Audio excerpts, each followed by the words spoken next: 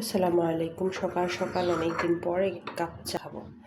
একদম সুন্দর টাটকা র চা দুধ দিয়ে খুব মজা করে বানিয়েছি। জানি না কেমন হয়েছে। সাথে যদি টা না হয় তাহলে কি আর ভালো লাগে বলেন তো। এই যে নিয়ে নিলাম 2 পিস টা। বিস্কিট সব ভেঙে একাকার হয়ে আছে। বাচ্চারা ভেঙে অবস্থা খারাপ করে রেখে দিয়েছে, বাট ঠিক আছে, ওকে।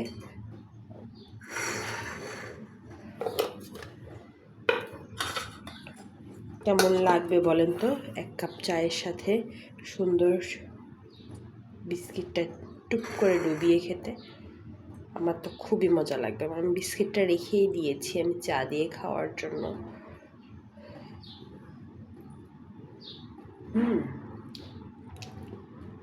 খুবই মজা।